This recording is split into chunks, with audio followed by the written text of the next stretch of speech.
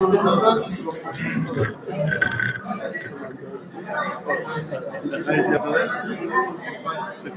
borran todo. Las carpetas con los filmes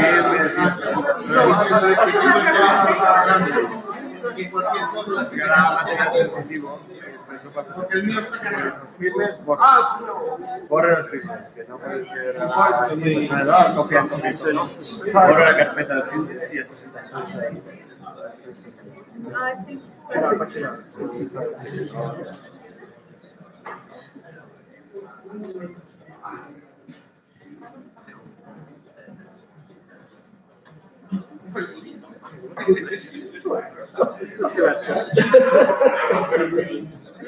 Thank you very much. Australian asked to go outside. It works. It works games. That's the trouble. Yeah. It rubs off on you.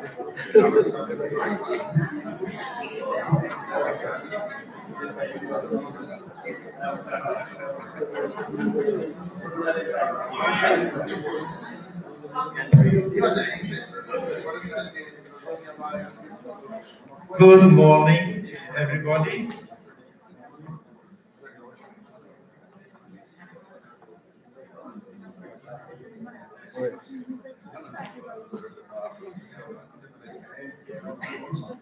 Aqui é o feijão.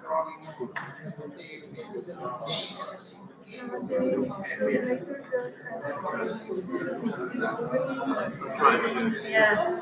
So much to get through in like an hour. Yeah, of course. But if I knew you before, I would have less text to draw. I tried this morning. You read? Reading, it's like, yeah. We read because when we read something, we talk faster than I gave them text. okay, so it's easy. I'll tell David.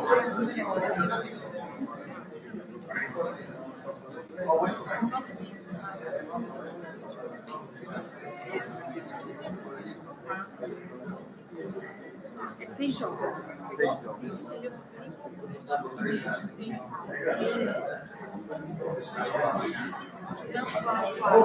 Bom dia a todas e todos. Welcome back, everybody. I have just two announcements, as usual. Dois anúncios a fazer. Primeiro, queria dizer que nós, muito provavelmente, teremos a publicação dos anais desta conferência. Não é certezíssima, mas estamos caminhando para isso. Então, eu gostaria de pedir a vocês que, ao vamos passar daqui a pouco a lista de presença, e nós já temos os e-mails que estão cadastrados, para os quais foram enviados as circulares do evento, mas pode ser que alguns de vocês estejam com o e-mail errado, ou estejam sem o e-mail.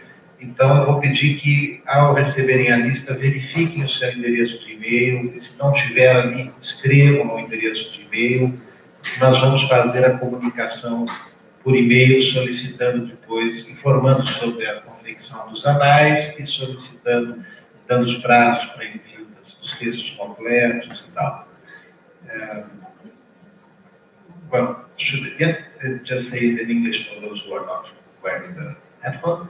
We will probably have the proceedings of this conference, and but some of you maybe we don't have the email on our mailing list. So when the list comes here, please just check if your email is correct, so we can keep in touch. E o segundo anúncio é para aqueles que participaram semana passada do simpósio sobre dinâmicas econômicas em Timor, que os certificados estão com a professora Kelly. Em 30 minutos estarão, vocês podem pegar o certificado com ela. Dito isso, passamos então à nossa primeira mesa redonda de hoje. Será coordenada pela professora Camila Trives, a quem eu passo a palavra.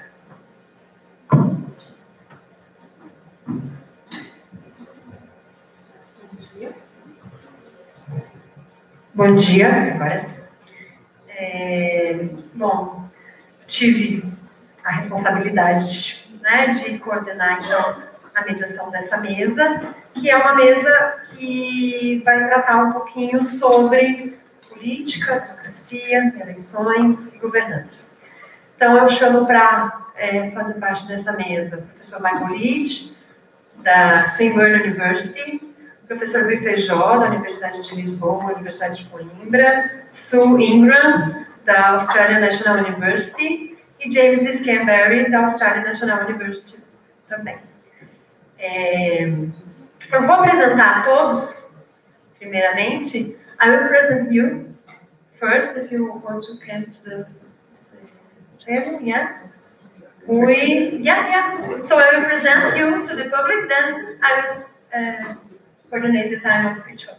Okay?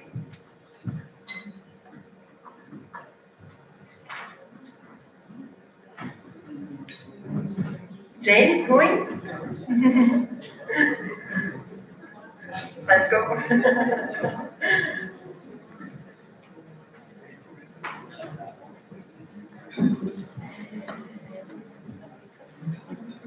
So,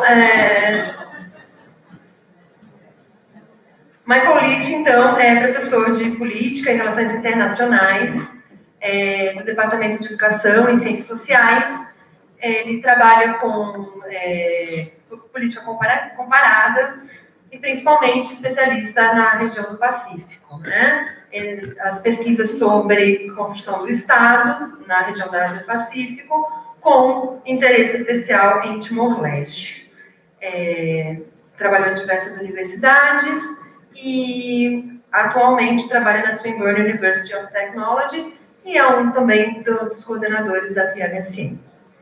Professor Rui Feijó, da Universidade de Lisboa e da Universidade de Coimbra, formado em História pela Universidade de Coimbra e teve o seu doutorado em Oxford.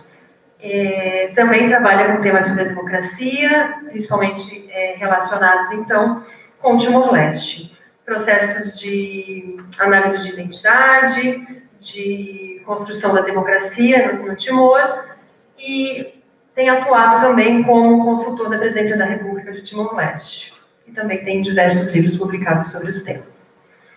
Sue Ingram tem experiência também em política pública, em construção do Estado e construção da paz, peace building, relações internacionais, e também trabalhou junto com o governo australiano, junto com a ONU, nos projetos de pesquisa em construção da paz para Timor-Leste. Seu trabalho sobre regiões em pós-conflito, comparando, então, Timor-Leste e Bougainville. E o professor James, também da Australian National University, trabalha com questões de crime organizado, gangues, a questão de segurança, política econômica, e tem diversos trabalhos sobre o aspecto de migração rural, urbana e assentamentos em Timor-Leste. Também trabalhou como consultor do Banco Mundial, da Unesco, da Asia Foundation e da UNDP. Então, nós iniciamos com o professor Michael Leach. À vontade. Obrigado. Agora para apresentar em inglês um project, mas eu tenho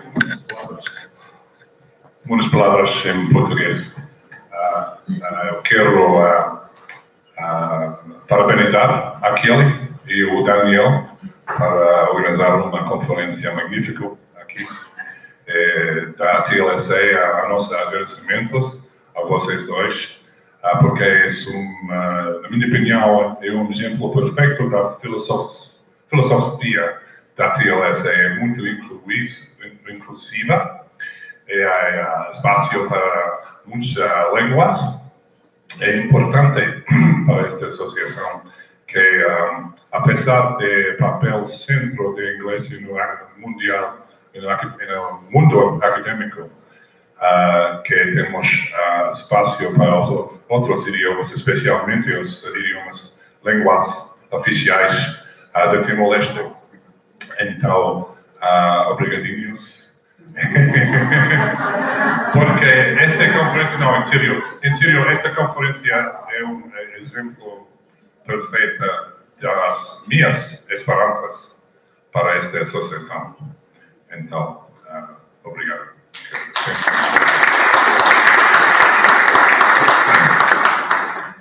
Iria apresentar em português, mas tive à noite muitos desafios técnicos. Então, não tive espaço para preparar o meu português para esta apresentação complexa, porque há muitos dados aqui. Então, com as suas permissões, eu vou continuar em inglês. So, this is a paper that is about my studies, my surveys of East Timorese tertiary students, which I have done since the restoration of independence in 2002. What you will see today is the most recent data. If you've seen this survey before, I did a survey last July in Timor-Leste, in Dili. And so this is the inaugural outing of the new data, if you're interested in that sort of thing. Right? Yes. Okay.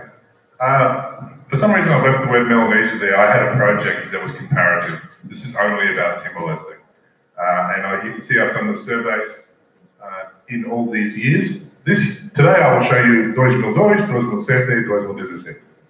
And this is not a popular survey. It's not even a survey of youth. It's a survey of a particular group, but they're an important group because they're the likely future leaders in Timor-Leste. And I can now track some longitudinal changes in this data and give voice to student perspectives and hopefully get a more nuanced understanding of nation building. So, I've just made these points. The good thing about students in Dili is they come from all over the country, so you do get a geographically representative group. And I ask them certain demographic questions first. That allows me to do associations and crosstabs later using the magic of SPSS. Because I'm a shallow empiricist. Thank you. You're welcome. So age, gender, district of origin, and language proficiencies. And then I'm able to associate those with particular attitudes to see if there is a strong association or a weak one or none at all. This can be called cross-tabbing. And you can assess things like regional or gendered differences in attitudes, and I'll show you a couple of cool ones today. But it also shows how cultural and linguistic affiliations inform attitudes to national identity. So I've got a few series of questions. The first is affiliations. How close or emotionally attached do you feel to your Aldea, your Supa, to your district and sub-districts, Timor-Leste, to Southeast Asia, Melanesia, and to other countries? Now I should say that we have to explain what Southeast Asia means to students. It's an English language term, or a European term. I don't know whether it's also Portuguese, And then we ask them these national identity questions. Now, it's important to understand what's being asked here. Some people say the following things are important for being truly East Timorese. Others say they are not important. How important do you think each of the following is to being truly East Timorese? To have been born in East Timor-Leste, to have East Timorese citizenship, to have lived in Timor-Leste for most of one's life, to be able to speak Tetundili, to be able to speak Portuguese, obviously the official languages, to be Catholic, to respect tradition and other, to respect Timor-Leste's political institutions and laws, or to feel East Timorese. Now, as you can probably tell, there's a mix of different types of questions there. Some are ascriptive and some are voluntarist. And what that means is you can't help whether you were born in Timor-Leste or not. It's just a fact about you. Whereas feeling East Timorese is something you could become over time, potentially, by becoming a citizen. You have some choice in that, whereas you don't generally have choice about the ascriptive factors. Becoming a citizen, though, is a voluntarist one. etc. Then I asked them some indicators of national pride. How proud are you of Timor-Leste in the following? The way democracy works, its distinctive culture, Timor-Leste's history and its fair and equal treatment of all groups in society. And of course I can cross-tab that with gender or district of origin, and that has been at times very interesting. Other data, I've got a lot of other data, but the one I'll show you today is this one. Who should resolve disputes over land ownership, disputes between neighbours, crimes against property, crimes against the person? Because when those issues occur in someone's life, it's a really important measure of what you consider your real political community to be. I have a problem now, where am I going to? Am I going to the traditional authorities or am I going to the police? Oops. So let's look at some data. So firstly, we find out about the students. Now see at the bottom here, I have 5 surveys, but I'm only showing you the original one in 2002, post-crisis 2007, and last July 2017. I do have other surveys in the middle if you're interested. So here's people's self-identified proficiency in Tetun Dili. Now I'll tell you an interesting thing. The surveys were originally in Indonesian back in 2002, and they were Indonesian all the way through to 2012. And 2017 came along, and my staff in Dili were telling me it's over. We can't do these surveys in Indonesian. Their Indonesian is too poor. So 2017 was the first time the survey was in Tetun. And I think it did give people a sense as they read it of, maybe my Tetun's not so fantastic after all, when they saw it written. So there's just a slight dip there, and that's my theory about what happened. Yeah, I don't think people's Tetun's got worse. In any case, red means moderate. So there's Tetun Dili. Now this is interesting. There's Portuguese. Now, way back in 2002, only 2.5% said they were fluent, although 24 said they had moderate fluency. This increased, and now in 2017, 15% of my respondents said they were fluent in Portuguese. Now, these are tertiary students in Dili. Now, obviously, that's a low figure, given that they're tertiary students in Dili, but it's also an improvement on the past. And of course, you've got 60% there saying that they have moderate fluency. So that's interesting. Now let's go on to Indonesia and look at this. So that was 2002, 2007, still very strong, and it's now 24.5% believe they are fluent in Indonesian, although the moderate fluency is still very high. English hasn't really changed a lot over the time. It's not subject to language policy in the same way. So there you go, that's been pretty constant. All right. Now this is a different question. What languages do you speak when you are at home? Lingua na casa. What do you speak when you are at home? This is a different question. And what these numbers mean is that at least some of the time, this language is spoken in my house, back home, okay? And so you see that Tetun's very strong, remains strong the whole time. Indonesia has dropped enormously over that period. The use of Indonesian in the household has dropped significantly over that 15-year period. Bearing in mind, these are tertiary students in Timor-Leste. This is not a popular survey. This is a particular group. They're likely future leaders, one would presume. Portuguese increased between 2002 and 2007 and stayed pretty constant, and you can imagine that young kids are coming home and speaking some Portuguese. It doesn't mean people are speaking Portuguese all day long in the house. It just means that sometimes Portuguese is a language that is spoken in our house. And English. Now, from my focus groups, I know that tends to be siblings who speak English practicing with one another. Who are students. Another Timorese language, that has stayed very strong that whole period. So 2/3 of them speak a Timorese language that is not Tetun in the house regularly. This is another question that's very interesting. And I've got a feeling that James might have suggested this one to me once. Might have been you, yeah. It was a good idea. And this is, what language do you find the easiest written language? I think these are different questions, quite interesting. And they were able to put down 3 in cardinal order. And so obviously Tetum is the easiest, to 70%. 10% said that the easiest was Portuguese. And that's stronger than the previous survey, but still low, of course. And then 40% put it second.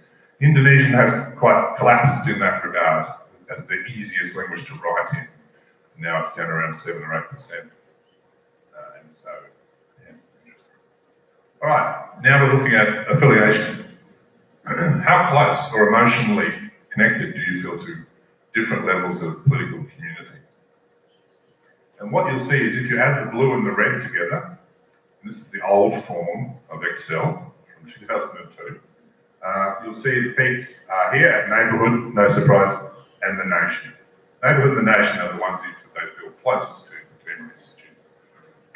And the intervening subnational, district and sub-district are somewhat lower. But after the crisis,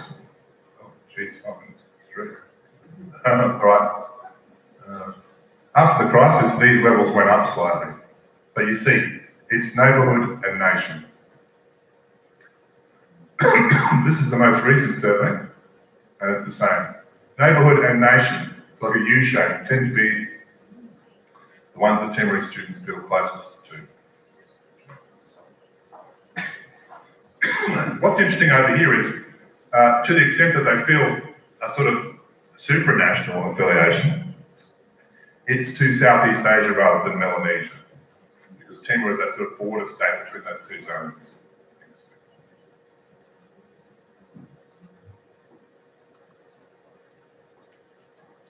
Here are the national identity questions. The importance of these things to being truly East Timorese. Having been born in East Timor, always very high. Being a citizen of East Timor, relatively high. Here we go. Having lived in Timor all of one's life is not as high. Because these are students, they're young people, they like to travel, they like to go overseas. They do not think it's as important to live in Timor your entire life, to be truly East Timorese. That's not as strong. The importance of Tetum language ability to being truly East Timorese, that's very, very high. The importance of speaking Portuguese to being truly East Timorese, more controversial, but less controversial than it was in 2002. Obviously that's a controversial indicator, but not nearly as controversial as it was back in 2002 when everyone was talking about that one. And you can see that it's increased even from 2007. The importance of being Catholic, being truly East Timorese, very strong, but moderating slightly there. 74.5. Now I want you to remember that number, 74.5, as we look at the importance of respecting tradition and adat, 84.5. So even in a strongly Catholic nation of Timor-Leste, and even among this group, which is among the most modern in the whole society, these are students living in Dili, young people engaging with global and international cultures. Even this group believes that respecting tradition and adat, they very strongly believe, is an important indicator of being truly East Timorese. And there's it in a table form, and here's the very important. You see, not so important to have lived in East Timor your whole life. Portuguese, controversial, but less so than it was in the past. And here you see tradition right up there with these modern indicators of respecting the law and feeling East Timorese, right up there. And in fact, being Catholic is a little bit less important, although still important.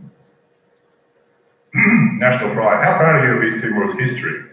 This is always the strongest of the four because Timor fought for its independence and has a very strong sense of national history, and this is quite important to ideas of national identity, as we all know. How proud are you of East Timor's distinctive culture? Also strong, not as strong as history, but strong. How proud are you of the way democracy works in Timor? A bit up and down.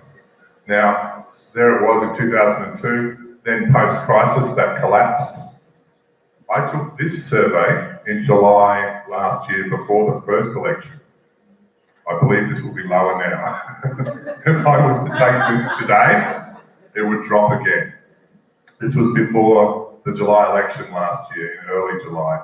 And of course, there's been another election since. I suspect you wouldn't get a result like this today. How proud are you of East Timor's fair and equal treatment of all groups in society? This one is interesting. It never recovered from the crisis. This one did not recover. It was high in 2002, and it's been like this ever since. It just didn't recover from the 2006 crisis, this measure. This one is really interesting. It's a kind of a complicated question, so English is not your first language, so we'll focus on it.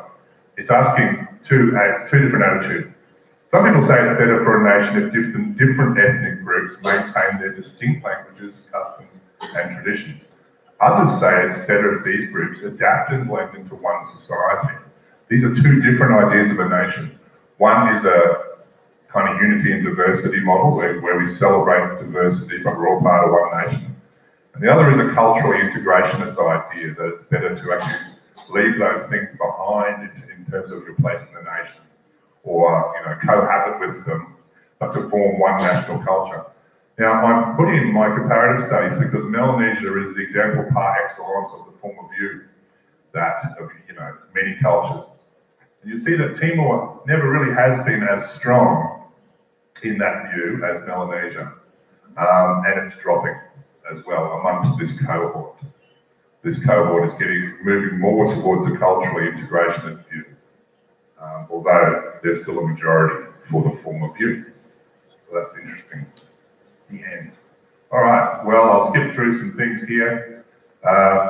People moving to the cities and towns causes social problems. People are getting less worried about that. But that, ironically, they also think people should stay in the areas where they grew up, like presumably other people should. Not them. In summary, look, I'll show you just one thing. That's from 2007. People from the West in 2007 were much more likely to say it was important to have lived in Timor all of your life, because there was that debate at the time about diaspora figures coming back, and they hadn't been in Timor and so on and so on. And that was associated with region of origin. But I have never found anything else in my data that suggests there's a difference in attitudes between people from the East or the West, lower side, lower bottom. I've never found anything else. Just that one. And you can see that one is political. That's to do with the urban politics of Dili. It's not some difference in attitudes among Timorese that's ethnic or something. Just show you this one. It's very interesting. This is from 2010, so it's still got international police. I haven't actually processed this data yet. But what I want to show you is this.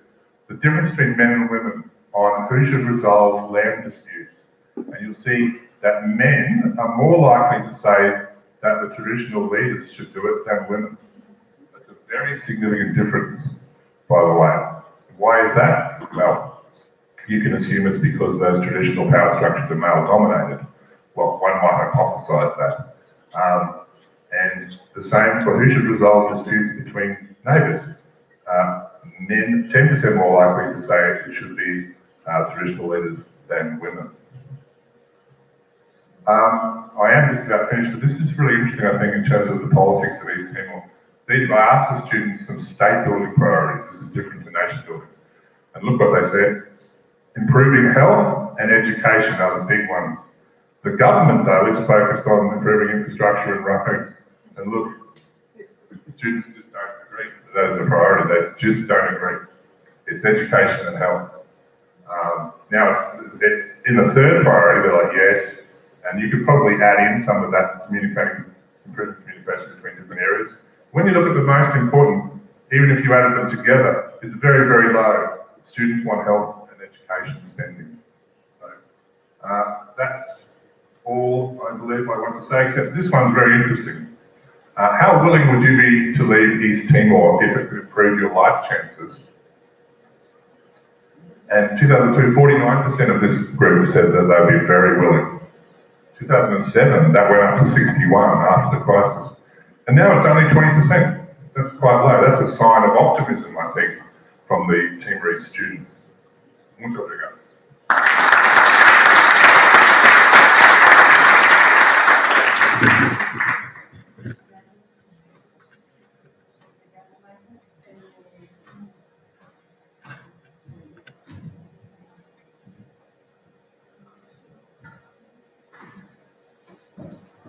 Obrigada, Michael. E agora a fala do professor Rui.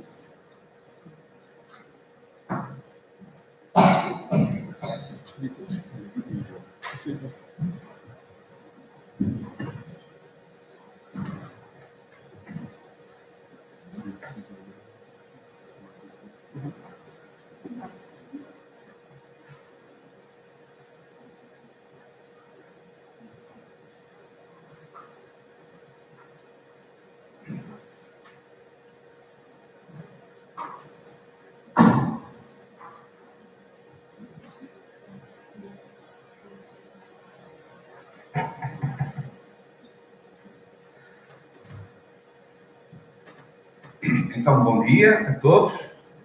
Queria começar também por felicitar a Kelly, o Daniel e toda a equipa tão simpática que organizou e nos tem tratado de uma maneira tão excelente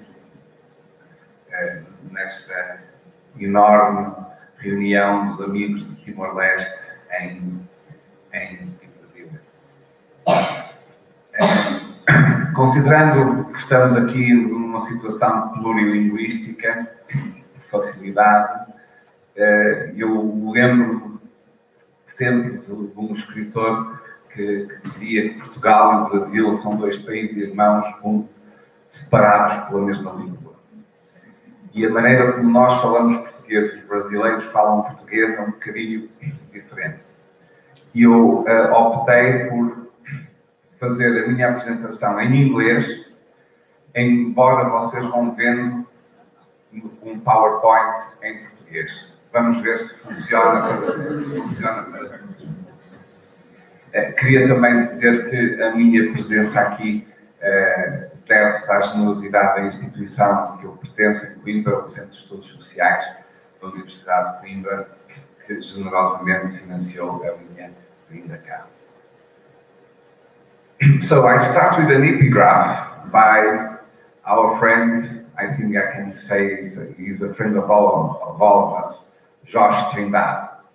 Timor-Leste was like a social laboratory in which the lives of almost 1 million people were the object of experiment, forcing them to swallow modern concepts and ideas without allowing them the time required to digest them adequately.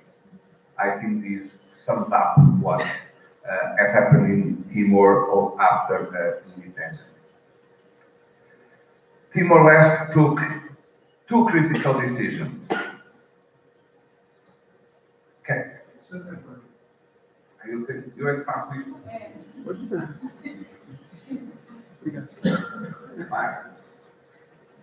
Okay. Timor-Leste took 2 critical decisions. To build simultaneously a state apparatus, a state administration after the collapse of the Indonesian administration, and a democratic polity. They have to build a democratic state, and these 2 words mean 2 different programs. And they also took the decision to build a multi-level state with ample room for subnational administration and grassroots democracy. It is inscribed in the Constitution. My talk will only address the problems of building democratic local governance. But 2 colleagues have written a very interesting piece called "Do All Things Go Together? All Good Things Go Together? Conflicting Objectives in Democracy Promotion." And when you are talking about state building and democracy building, there are areas of conflict. For instance, when you're talking about municipalities, are they going to be totally controlled by the central state, as they are right now, or is there power to be devolved to the communities to elect and have some say over the organization of municipalities. After 15 years, we still don't know exactly what the model is. The only level at which local organization is functioning is supra Aldeia. The municipalities will not be considered in this context. So, but what is democracy? What we mean by democracy? I take the view that more than the formalities, democracy is a governance system characterized by the existence of a plurality of organisms discharging specific functions for a limited time span and subject to a double process of accountability. Horizontal, sharing power and accepting it is going to be monitored, and vertical, tying those in office to the delegation of power emanating from citizens. Democracy is therefore a mechanism to generate legitimacy and to empower citizens to exercise self-determination. It is based on two very old, coming from the time of Athenian democracy in the 5th century before Christ, so 2,500 years ago, called isonomia and isegoria, the equality of political rights for all and the equality of all to the freedom of speech. These are the basis of democracy. It also ensures, and this is an important thing, an important element to bear in mind, democracy ensures that this dissent can be organized. It's not enough that you yourself diverge from the government, it's that you can organize dissent and challenge collectively losing power. So I come to Joanna Wallis, whom I met for the first time in Canberra 2 or 3 weeks ago, who wrote that while they are not necessarily democratic, local institutions in Timor-Leste can be highly legitimate. So this is a problem. People can feel that they have legitimate institutions, and we can analyze them and say, but they are not democratic. Okay, for our minds, living in democracies, this is a strange problem. We think of democracy as a way of legitimizing, and without democracy, you don't have legitimate power. But in many societies, you can have legitimate institutions without really having democratic. Max Weber famously put it 100 years ago that there is legal rational legitimacy, charismatic legitimacy, and traditional legitimacy, which is a system in which authority is legitimate because it has always been like this. This is historical repetition of generations is enough to legitimize a particular society, a particular form of power. But Timor-Leste traditional power is highly hierarchical and class or status restrictive. It is gender exclusive. It is youth exclusive. And it is based on the principle that consensus have to be solved, and once solved, there will be no opposition to its implementation. So the right of dissent is limited to the moment in which we reach a decision.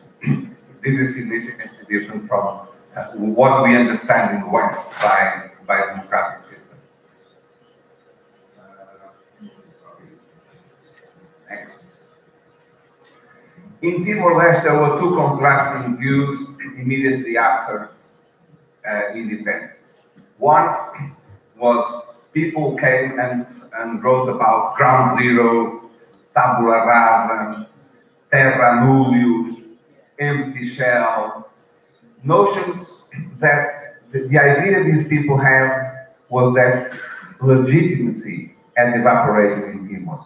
the notion of legitimacy had evaporated. There were no structures, no power structures, and no legitimacy. They had completely.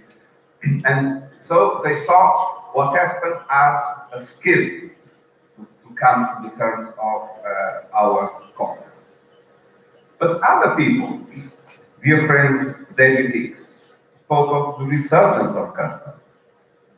Boven-Ziepen, customary revival. Andre Molnar, retraditionalization of power relations. Jim Fox, few commentators expected this reaffirmation of local tradition to emerge. So, what we have here is a completely opposite view, is that in spite of the collapse of the administration, there were structures of legitimacy, there were structures of power who were legitimate in the eyes of the Timorese. And therefore, we have an idea of continuity. Renewal in this process of continuity. What happened? The first attempt at creation of local government, I come to briefly a conclusion, was a disaster.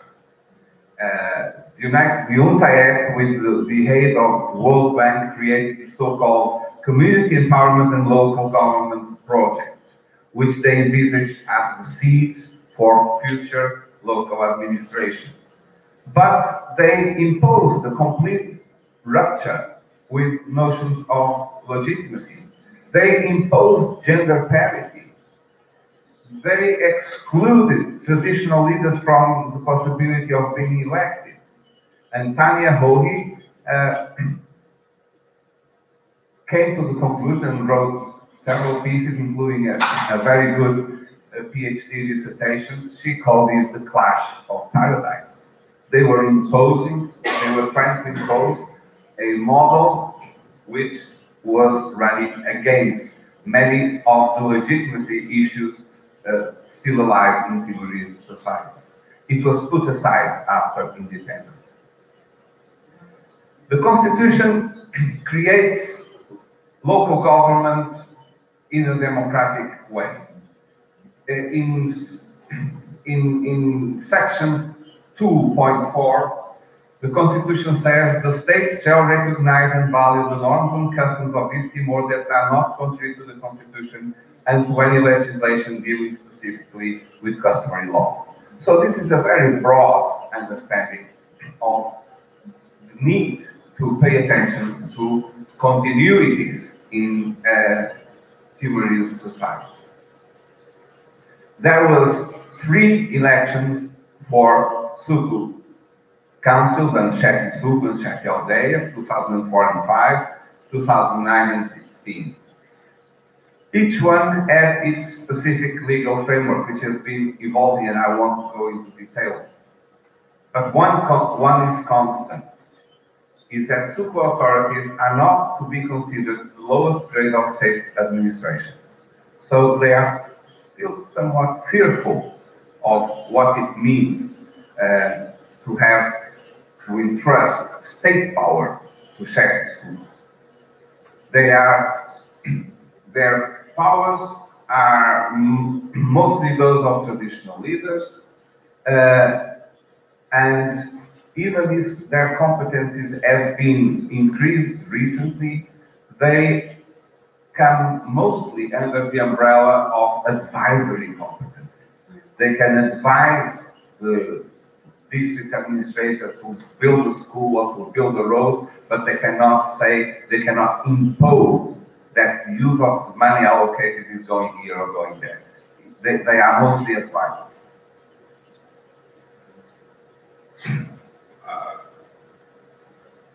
It's 15 minutes, I think.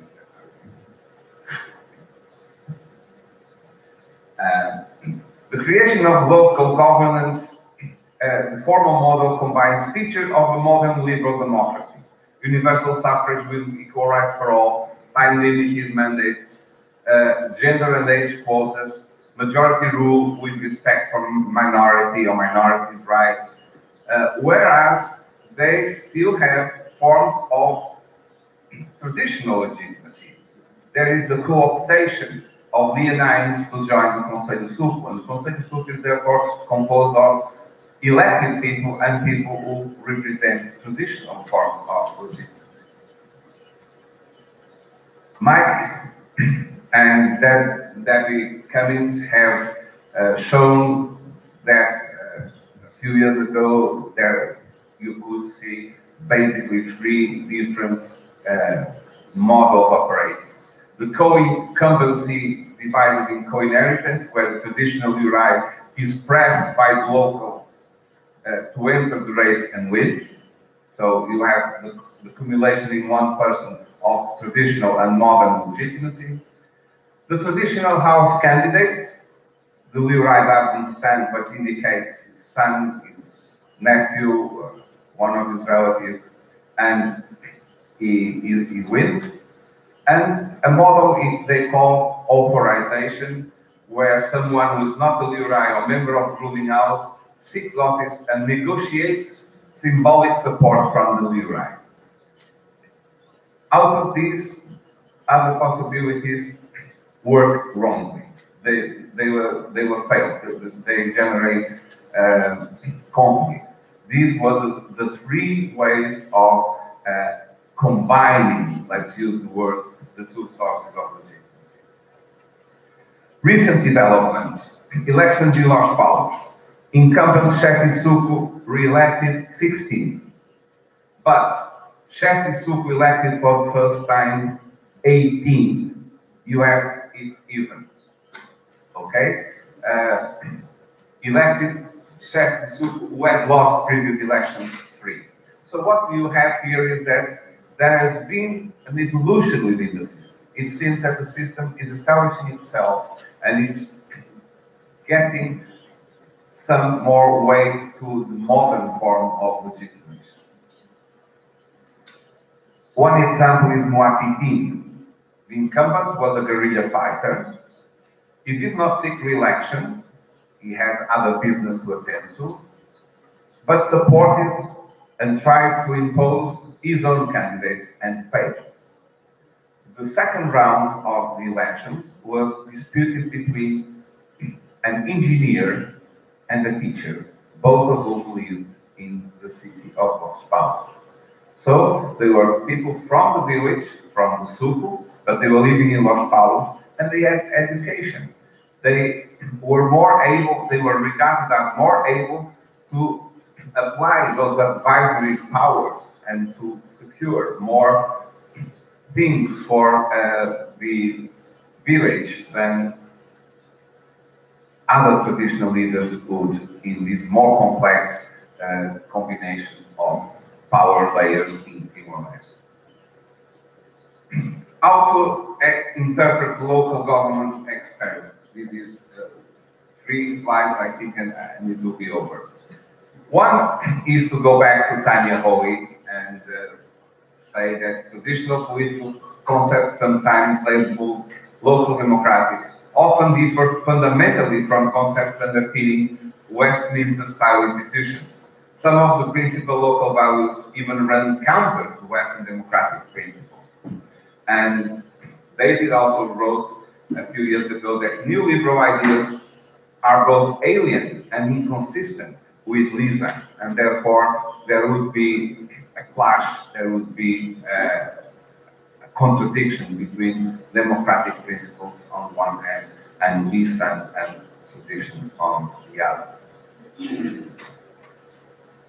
Many people have proposed the concept of hybridity. Hybridity is the transmutation of both liberal and the local forms of legitimacy. Or political hybridity is the coexistence of introduced Western models of governance and local governance practices rooted in place and culture and enjoying widespread social legitimacy. I think that this is an interesting and important way of looking at what is happening, but we must be aware of all its implications. Hybridity is a metaphor from the natural world and would imply the creation of a new entity which is, or is not, capable of reproducing itself as one expects from a political system. It also posits a convergence of experiments to form a stable model. The idea of hybridity is that with flour, which is one part of the cake, and with sugar, you make a cake, which is not sugar, not flour, but something different, something else. And this something else has got structural features which are permanent and is capable of reproducing. That is what hybridity, taken literally, would mean. In very general terms, one might say that ever since the Portuguese set foot in Timor, there has been several forms of hybridity to account for the interplay between the two. And if we extend the concept of hybridity to these lengths, it becomes really not extremely useful. It covers so many things as to explain very little. What Susanna and I have been proposing is the concept of cohabitation. Post-colonial societies can be regarded as accommodating distinctive and well-structured social-cultural systems that interact in a dynamic form. These systems entertain complex relations with one another and all evolve due to the reciprocal influences exercised in the historical process without losing their identity and without creating some new structured form. It's all about dialogue between modernity and tradition, Lysan and Catholic Church. You have a number of things who keep their identities, but dialogue and are very flexible in solutions they propose. So the summary of the difference between hybridity and cohabitation is that hybridity considers that between two well-structured models, traditional, modern, or whatever you can put in here, a new model emerges with a clear identity and capacity to reproduce itself over time. What cohabitation considers is that there are two, perhaps more, well-defined models which intertwine and allow for negotiations from which emerge solutions that are not structurally fixed nor capable of self-reproduction. You have to always go back to the sources and to the flour and the sugar and forget that there is a cake. There are several possibilities of it. And I have another slide that I stop here. I will come back to it. Thank you so much for your attention.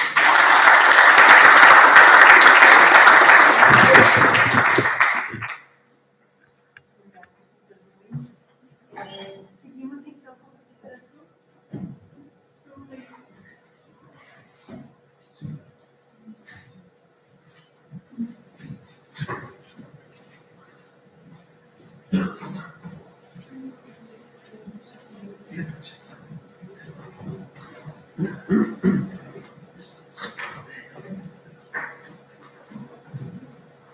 I realized listening to Rui's presentation that this one is going to be very complimentary.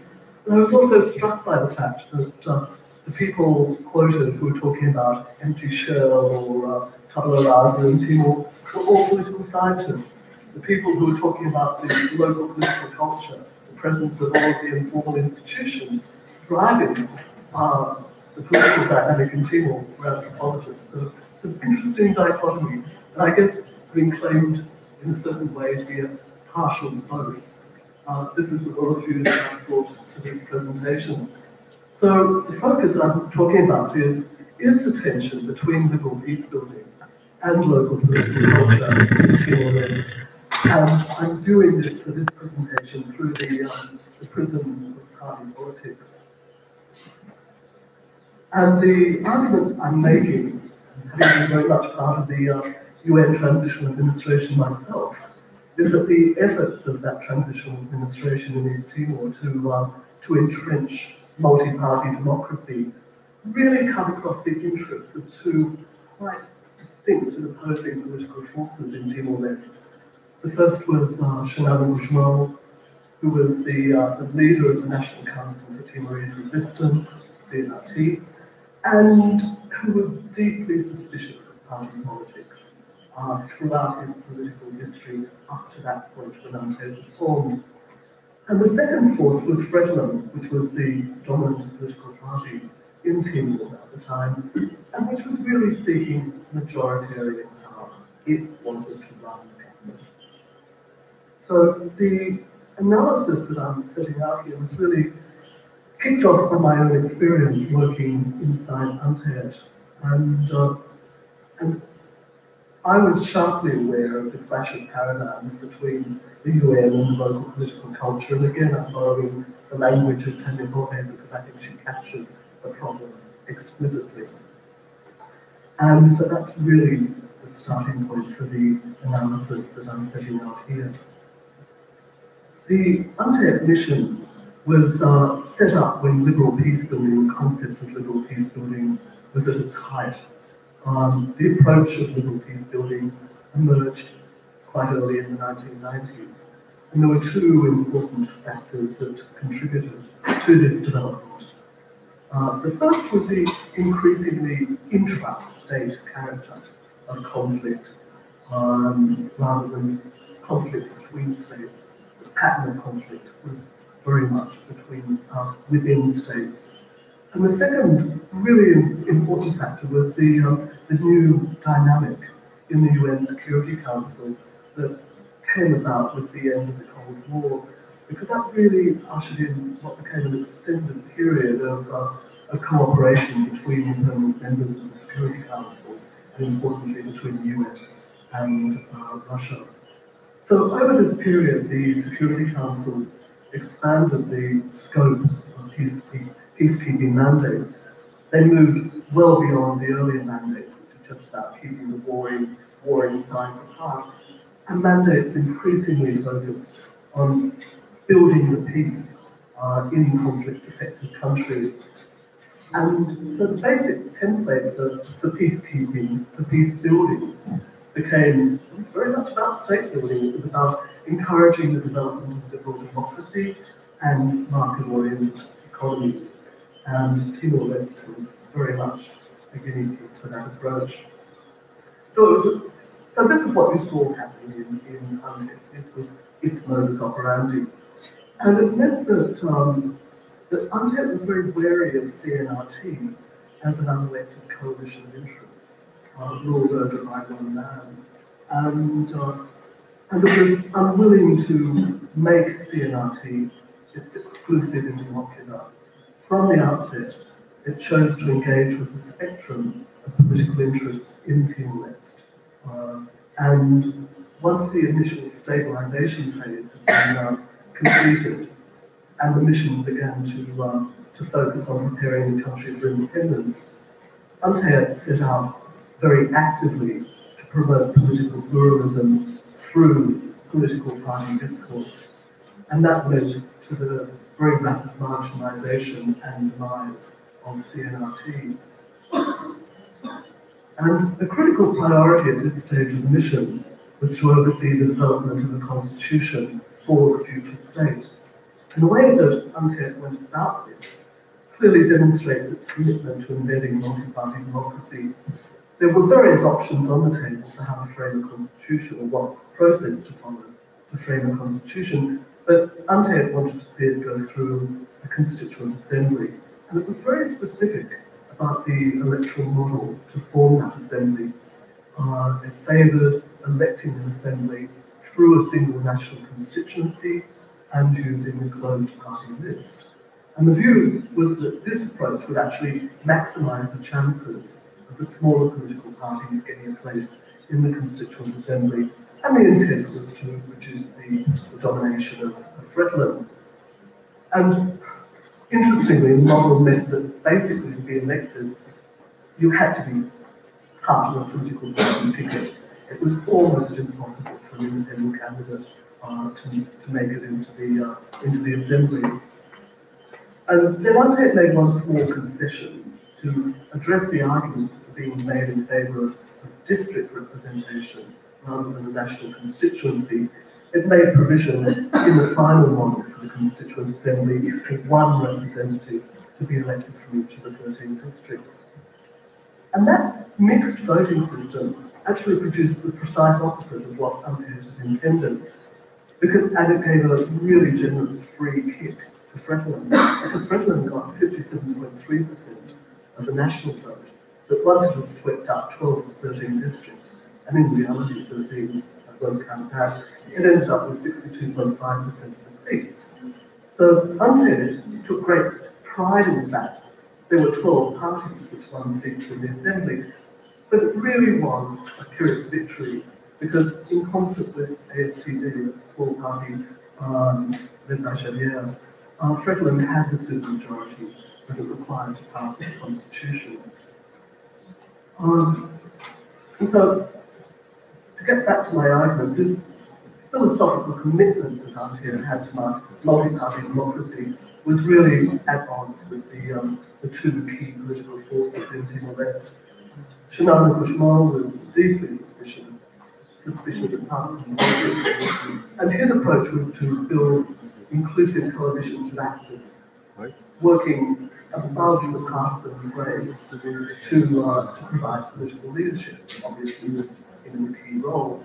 Freckland, on the other hand, was the dominant political party on the ground. Under the leadership of Mario Alcatiri, it was really determinedly pursuing majoritarian power. So let me now start to make that next. So I'll start with Shenana. And from the time that he assumed leadership of the resistance effort in early 1981, he really worked to make that resistance much more inclusive. He reached out to the church and he progressively shifted the characterization of the struggle for independence from an ideological struggle to a nationalist struggle. In 1987, he formally dissociated Valentil from any political party or political philosophy. And the following year, he relinquished his own membership of Freckland, and he argued that the independence struggle transcended political loyalties. The resistance was restructured, and the National Council of Malgavian Resistance was formed as an umbrella body for all interests that were supporting independence. And the language he used for the National Council of Malgavian Resistance, he described it as a civic organisation of political character, non-partisan, independent, and with weight. But during the transition to independence, Shenana Bushman consciously chose to stand above partisan politics. Just months before the popular consultation on the territory's political future, he condemned those who were focused on achieving power for their party, rather than focusing on the interests of the homeland and the people of Timor. He repeatedly deplored the UN fixation on party politics. He delivered some blistering speeches on that topic, and he was hugely critical of this simplistic equation of party competition with democracy. He chose himself not to engage in the Constituent Assembly election or to endorse any party for that election. And then when the presidential election came round, he threatened not to stand because the way that Untamed had drafted the regulation covering the presidential election, it was pretty hard to separate oneself as a candidate from a party. He wanted to badge himself as a non-partisan candidate, seeking to represent a broad cohort of interests. In the end, to get around the problems of the regulatory drafting, he accepted nomination by 9 political parties, but he refused categorically to have any party symbols on the ballot paper. It would only be his name and photo that could be on the paper. And the negotiation at that point was that Xavier agreed also to portray his candidacy in the same way. So Shenana's fight for a non-partisan presidency was revived in 2007 because the Parliament passed a law providing for party symbols on the presidential ballot paper. And at that point, Shenana took that legislation to the Tribunal de Justicia, arguing the provision to include party symbols was invalid. At that point, he was overruled by the Tribunal de Consul and had to back down. But even where political institutions have embedded partisan affiliation, I think Schneider has always worked to get around that problem. When he decided to pursue the prime ministership in 2007, he bowed to the necessity of having a political party. He had to have a party as a vehicle for his candidacy, and so he formed CNRT at that point. But I think his relationship with that party has always been basically pretty instrumental. He's always formed cross-party alliances and forged understandings with whatever party or parties would give him a parliamentary majority or would facilitate the passage of his programme and budget through Parliament. And this pragmatism, I think, was most evident when he stepped down from the Prime Ministership in 2015 and advised CNRT, his own party, and his other two coalition partners, that no one amongst them was really up to the job of being Prime Minister, and he turned instead to Fretlin. And again, that was a very pragmatic move, and quite recently, during the recent election campaign, he actually reflected publicly on his motive at that point, and he described his action as a political guerrilla action in order to control the Parliament. So you can see the way he operates with political parties. Fretlin is a very different story. It's approached the political game very differently, and it has a really strongly partisan identity, and has always sought paramountcy for the party. Back in 2000, it very smartly withdrew from the old CNRT, National Council, and started campaigning at the village level for the Constituent Assembly elections, which were at that point still a year off. So it really stole the march on all the other political parties. And it marketed itself very, very smartly as a political party of resistance. It said in its campaigning that it would sweep the ground with all the other parties. It used the language "dasarai," a rather unfortunate term given the Indonesian history. And it adopted as its slogan, "Fretlin is the people, and the people are Fretlin." And I've already mentioned that won a majority of seats in the Constituent Assembly, and that meant that it dominated the constitution-making process. So there was very little incentive to compromise on the provisions of the Constitution, and it meant that that Constitution wasn't embraced unanimously when it was passed through the Constituent Assembly, and it was widely perceived as a Fretlin artifact. The electoral win by Fretlin also meant that it dominated the Council of Ministers that was formed after the August 2001 election. And Ante, of course, wanted a pluralist Council of Ministers, and technically it achieved it in terms of the number of people in the Council of Ministers, but Fretlin took all the significant jobs within that council. And Fretlin was also guaranteed, of course, an easy path to government after independence, because the Constitution provided that the Constituent Assembly would become the first Parliament. And so that ensured that Mari Alkatiri became Prime Minister and Luanda became President of the Parliament. And as Prime Minister, Alkatiri boasted that Fretlin would govern for 50 years. We know that was a hollow boast with subsequent developments. And I think we can say back in 2017 as well, in the process of formation of government after the July 2017 elections, that we saw Fretlin, or at least perhaps Alkatiri's majoritarian inclination, again at work in stitching together a coalition, or stitching an alliance government. He had a very narrow plurality of votes, but he immediately went into gear, setting out to negotiate an alliance government, and I think probably a fairly unyielding stance on how to distribute the prizes of office, alienating potential alliance partners, and so we ended up with an unsustainable minority government and fresh elections. So to conclude, Mr. Miller's getting nervous. UNTED's commitment to forging a multi-party democracy shifted the political landscape in Timor-Leste in significant ways. It certainly locked in political party competition as the basis for the formation of government, but I think it did less well on embedding pluralist representation and real representation of citizens in the parliament. The representational features of parliament produced on UNTED's watch were weak from the outset and they've fallen away further since then.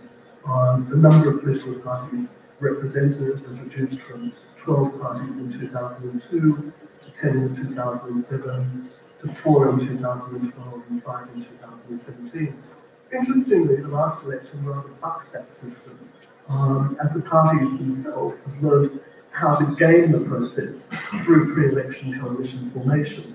And as we've seen, those two coalitions that got elected probably broke down into their component parties again. Vote wastage has been really high in the electoral system that Timor has. It peaked at 20% of votes wasted in 2012, fell back to 14% in 2017. Although fascinatingly, 2018 we bucked that system again with under 4% of vote wasted, 3%. 2.5, wow, I should have checked my figures first. And so also again, seemingly voters, like parties, have learned how to game the system and make their votes count. And then finally, the legislation that's been made since independence has eliminated district-level constituencies altogether and imposed a really rigid party discipline on MPs that binds them to their parties rather than to their constituents.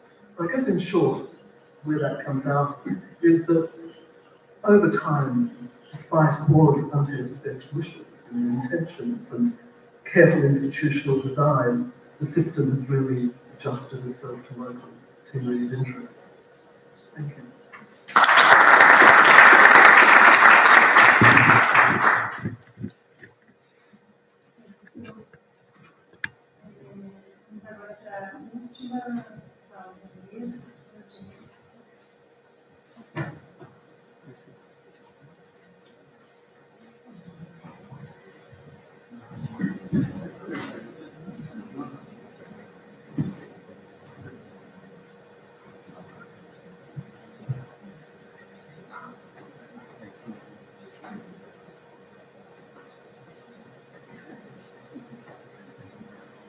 So thanks again to Kelly, and Daniel and Anna and all the other organisers and volunteers in the conference. And also thanks to everyone for turning up on the last day.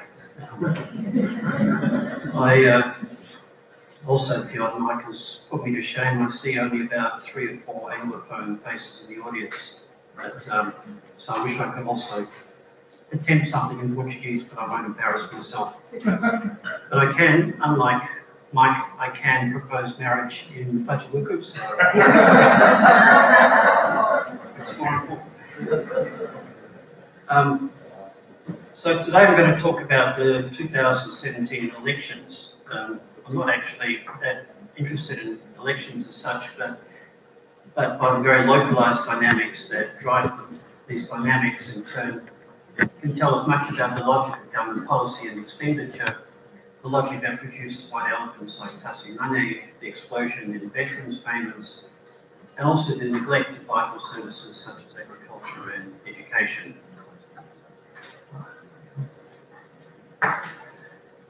Timor-Leste held its third parliamentary elections in July 2017. It was the first election whereby the two main parties, Franklin and the CNRT led by Janana Guzmão, were not bitter enemies, though many things stayed the same, such as the use of influential local figures, known as brokers, to mobilise blocks of followers. The CNRT had heavily invested in patronage politics, and this approach had worked in the previous election. It was therefore reasonable to think that the status quo would largely stay the same. Instead, they lost votes to a number of new smaller parties. I also found out just before the talk I've got much less time to talk than I thought, which is my own fault for not reading my emails properly. So apologies to the translators, and hopefully I'll get through everything. So these parties had nothing like the CNRT's resources, resulting in a crackling victory. So why is it then that with so many resources at its disposal, why did the CNRT still lose? Unlike Fretland, the vanguard movement of the independence struggle, the CNRT was only created in 2007 as a personal political vehicle for Gusmão. The lack of a developed organisational base presented a major challenge to maintain or increase its vote, so recruiting influential brokers was essential to its electoral fortunes. However, it's not just about brokers, but about the distribution of resources. Why the CNRT failed to exploit the advantage of a decade of rule raises deeper questions about their relationship with the electorate. Why such patronage politics didn't translate into votes. This paper is based on fieldwork conducted between 2012 and 2016, but particularly an ANU project I was part of with Ed Aspinall on the 2017 parliamentary elections. We conducted interviews with party campaign workers, key brokers, and observed campaign events. We also partnered with the local NGO, Ellum, who have a nationwide network of volunteer conflict monitors to observe community-level political dynamics. We also recruited 4 national researchers to observe changing political dynamics in their suku's origin and what the main influences were on voting patterns.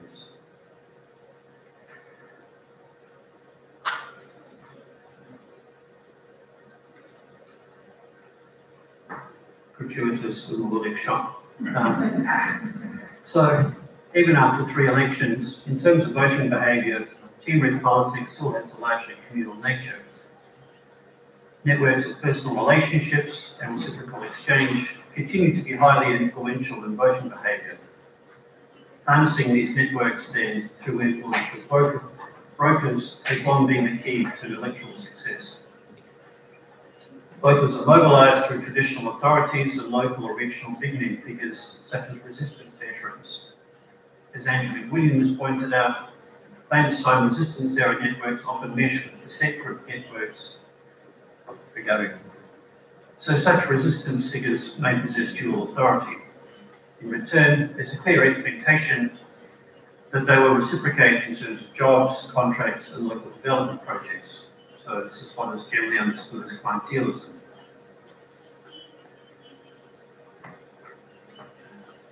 So Timor held its first real parliamentary election in 2007. The CNRT campaigned hard on spending the oil money, not worshipping it as they call it, and its campaign featured lots of banners of glossy high-rises and freeways. With populist appeal, together with a range of other factors, proved to be a highly successful strategy. Once in power, they kept this promise. Government expenditure rose by 245%, mainly on infrastructure such as roads and a national electricity grid, although, as a series of reports found, much of the spending was overpriced and ineffective.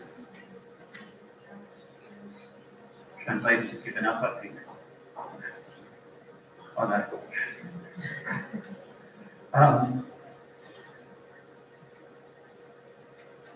It was a highly centralised system, with Gusmão at its apex, surrounded by a circle of largely unelected confidants, with links to foreign contractors, mostly Indonesian.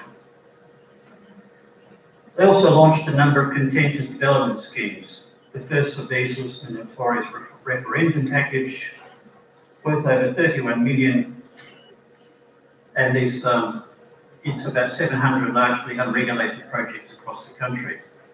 They were inclusive in that they were not purely directed at their own supporter base, they were also aimed at co-opting Fretland and the support base of the smaller parties. Employment in the public service was used as a patronage tool to reward loyal supporters. Staff numbers rose by 45% and salaries by 30%. The government also announced a raft of social assistance programs such as the Bolsa de Maio. Now with access to oil revenues, The CNRT pulled out all stops in the 2012 election. Veterans and their networks were key to the CNRT's electoral success. The day after the campaign began, the government announced it would begin paying the pensions due to more than 37,000 veterans and their families, worth around 46 million. Veterans also received 78 million in contracts without a tender process. Many simply sold on to their contracts with third parties, meaning that this whole exercise in providing employment to veterans largely resulted in a cash giveaway. Then on May 30th, the government announced the launch of a month-long $3 a day work program with a budget of 20 million, 20 times the usual budget, covering every suko in the country. This program was usually implemented in the dry season when little farming was done so people could participate. That year's program coincided with the harvest, so most people were busy and received the money without doing any work. The leak of a list of CNRT donors after the 2012 election campaign was also highly revealing of the source of CNRT's campaign funds and the logic of the government's procurement program. At a fundraising dinner in 2012, guests publicly pledged up to 2.35 million to the CNRT's election campaign. The top 10 donors were amongst the 10 biggest beneficiaries of government contracts. The spending strategy could be deemed a success as the CNRT increased their vote at the next election, including in a number of Fretland strongholds. All but two minor parties, the PD and Frente Mudanza, were wiped out.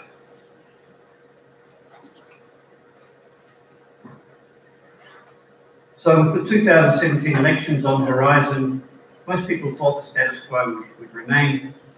Guzmão was still universally popular and the election was theirs to lose. Indeed, the CNRT fully expected to rule in their own right. One of the reasons for their confidence was that they spent a lot of money. We heard as much as $7 billion.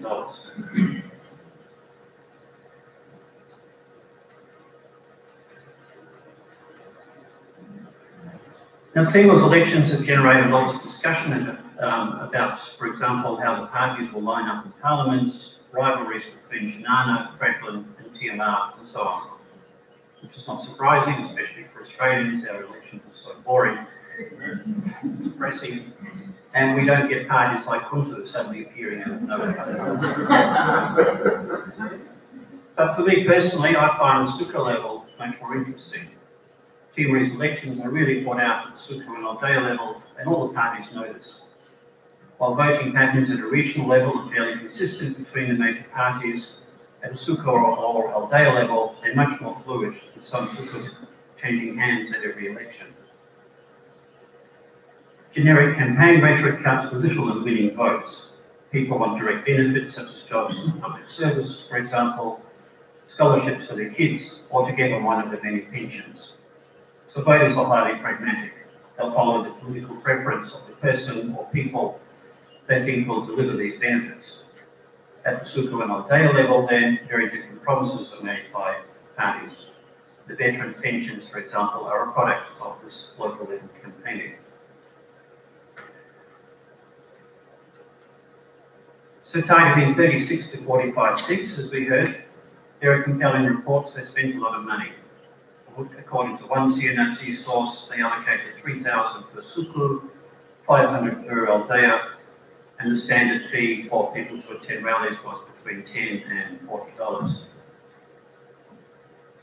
As stated, the CNRT lacks the same local level organising party apparatus as Fretland.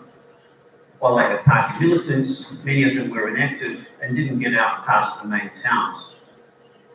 Fretland's strength and CNRT's weakness in grassroots party activism is borne out by an IRI poll 2 months before the election.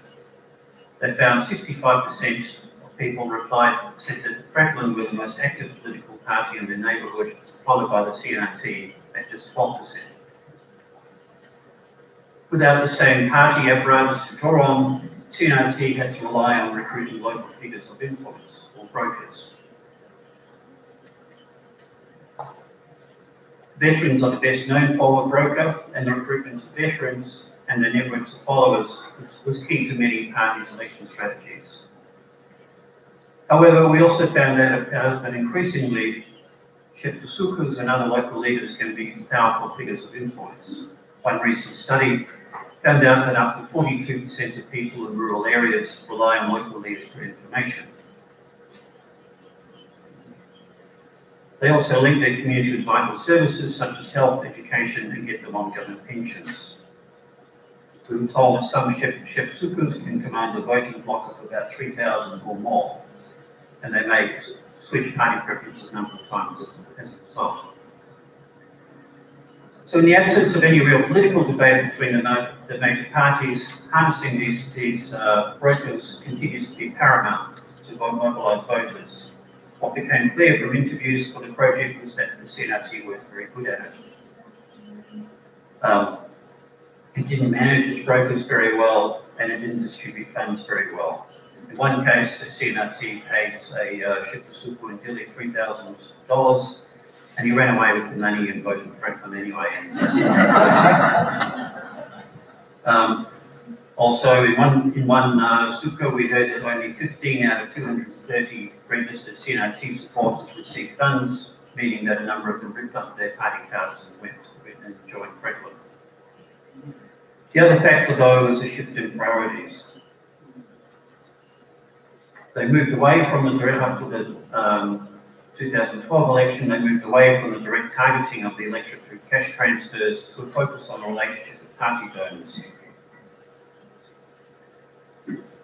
In 2010, two of the biggest donors and recipients of government contracts received a contract to build a national electricity grid. With no tender process or technical specifications, the project doubled in price and now delivers 5 times more power than peak demand. Nonetheless, the new electricity system was universally popular and these problems were overlooked. The same couldn't be said for a number of other projects. The MPG housing project, which you see there, is the most notorious. So in 2012, two local companies and also major CNRT donors won a $100 million contract to build 55,000 homes.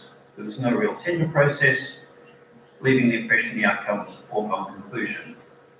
Now, the job could have provided jobs to thousands of local people, in addition to spin-offs for local economies. Instead, the winning bid offered for prefabricated housing in China. With no real planning or community consultation process, the houses were mostly dumped on vacant land. Now, an effective approach to clientelism would have turned this into a vote-winning opportunity, with housing and employment delivered to loyal party supporters or to swinging electorates.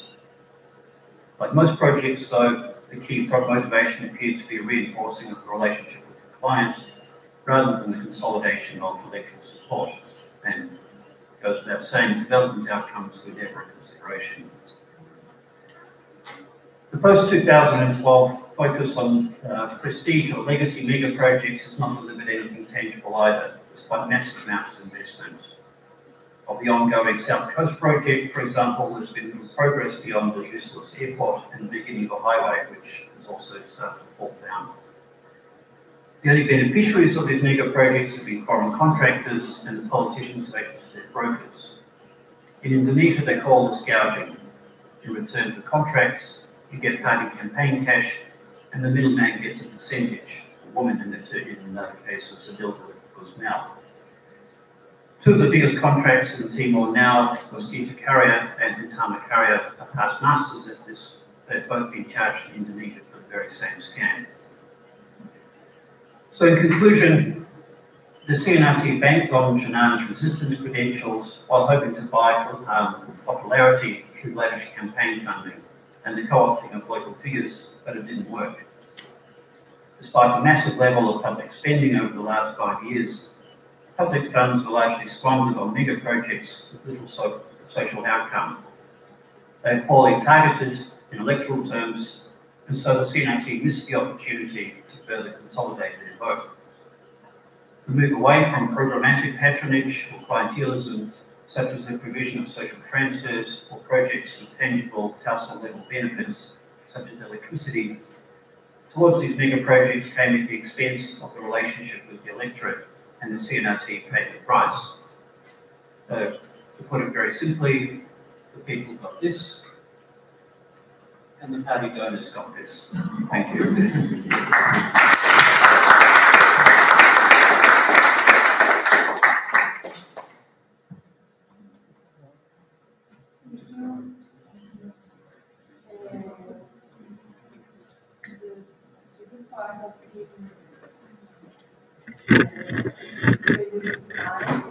Have 20 minutes for debate and questions.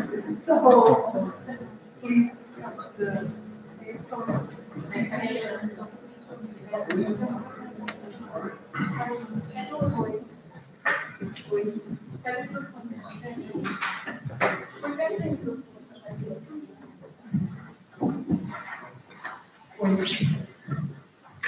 Oi. Bom, a parte boa, né, da mediadora ser mais exigente com o tempo, é que terminamos então a mesa agora com 20 minutos para questões, para o nosso debate, né? Eu acho que temos várias possibilidades de diálogo aqui, as falas foram muito complementares, né? Então, nós temos aqui, na fala do professor James, algumas coisas que refletem na pesquisa do professor Michael, os dados aí de que o que os jovens estão querendo com o investimento do governo não chega. Então, está aí o que o professor James trouxe sobre a CNRT e esse gap realmente entre o interesse e o que de fato tem sido feito, a importância do suco nessa administração local e nessa construção dessa democracia, e também os sucos aparecem de forma muito forte nas 4 falas. A professora Sui também traz a questão do state building, da construção do Estado, da construção dessa paz e buscando isso de forma institucional, mais respeitando as instituições locais. Sorry, I'm just doing like a brief about to start the debate. Então, nós temos aqui várias possibilidades de análise por olhares diversos, né? Com temas democracia, essas disputas entre os 2 principais partidos, e essa importância da esfera do sul, que os professores trouxeram como a chave aqui do nosso debate. Então, a proposta é fazermos uma rodada de 3 perguntas, e aí depois a gente abre para mais 3, se der tempo. Então, já viu a Silvia, Sara e Suzana, por favor.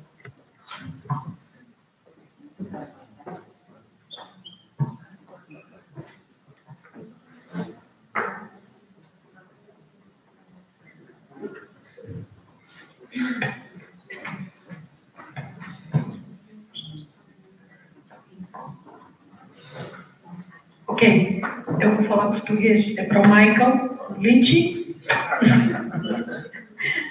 Michael, no vosso survey, ou no vosso questionário, vocês tinham a ideia de, estavam a falar com mulher ou homem, porque tinham a questão do género. Mas não há nenhuma análise de género desses dados, ou há? E se não há, achas importante ou não que essa questão do género seja analisada para compreender melhor, digamos, a juventude, uma vez que ela é composta por homens?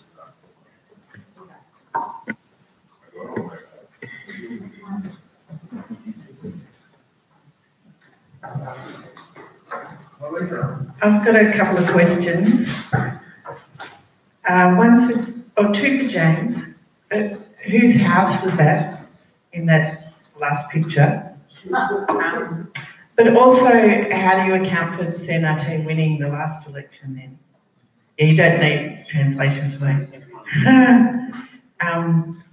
But my other question for all of you probably is, I was thinking a lot about the actual electoral system in Timor, and I've written a little bit about how it gives a lot of power to the male political elite who run the political parties. but also the idea that local leaders don't get a place in the parliament. How do you think the electoral system in Timor sort of disadvantages different groups? And I mean, what do you think about that? I guess is my question. Where is it going next?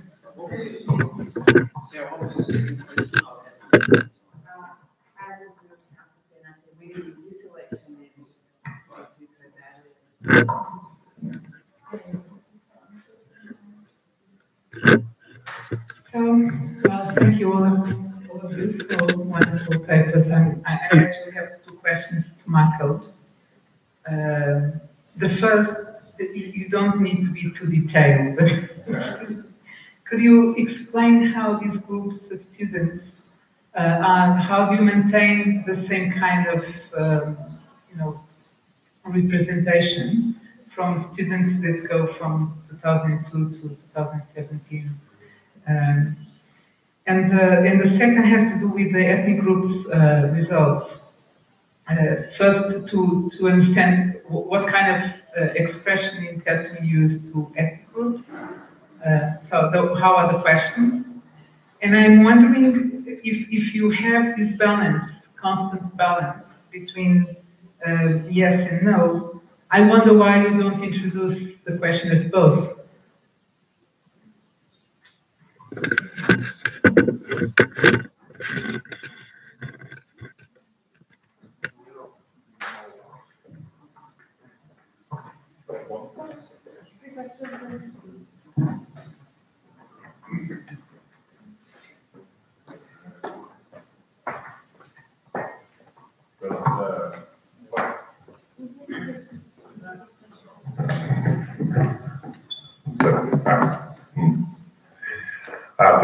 Sim.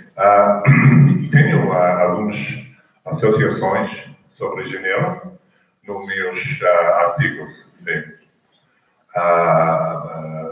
É uma categoria muito interessante para alguns assuntos para entender. Para o mais interessante para mim foi essa atitude às líderes tradicionais.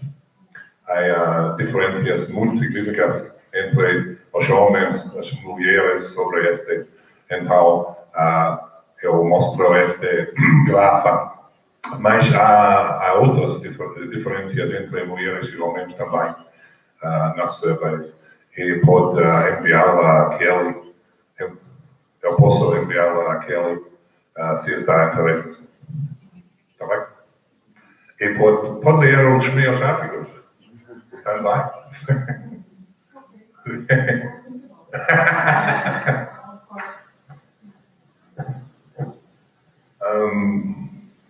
I feel like I should leave it to someone else. Oh, Susanna, well, while I'm talking, yes. The consistency of representation in samples, yes. So some effort is put into this. So from 2002 to 2017, I've done 5 surveys. And each time it's the same training, and we have the same Timorese manager who was a Timorese academic. And we have split gender teams. There's a certain number of men and women. It's Timorese who go into the field and do that after we train them, Timorese students. So they're moving among their peers. And we have set categories for what we want from UNTL, UNDIL, UNPAS, and so on. And those numbers are replicated each time. Each time we get a sample of 300, and there's normally been 100 from UNTIL, and then 50 from the other universities. Now I'm aware that's not a perfect replication of the same sample, but it's pretty good. There's some effort that is put into that. And we check the gender balance each time, and we check the district of origin balance each time. And I put a lot of effort into saying to the students, do not go and talk to people who are from your language group exclusively. And that's why there's a limit on what any individual surveyor can do.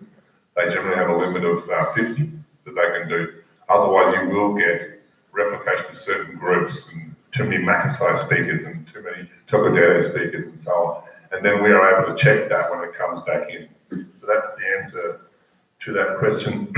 Actually, we don't have a lot of yes and no questions. Most of those are a like-it scale, which is strongly agree, disagree, strongly disagree, and then don't know. Don't know is not on the same like-it scale. But a like-it scale is necessary if you're going to do associations between those attitudes and the dependent variable, which is something like gender or age or district of origin. There are not that many yes or no questions. So I take your point though, because cohabitations, that we could ask both.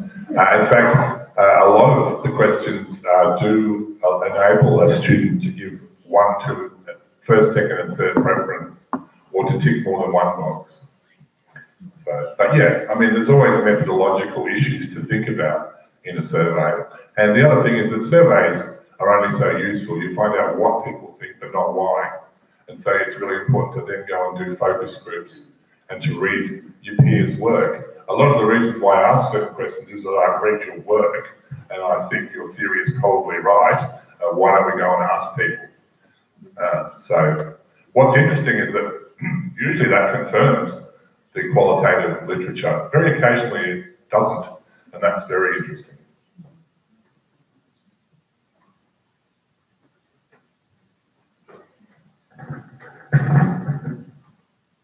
Is this working?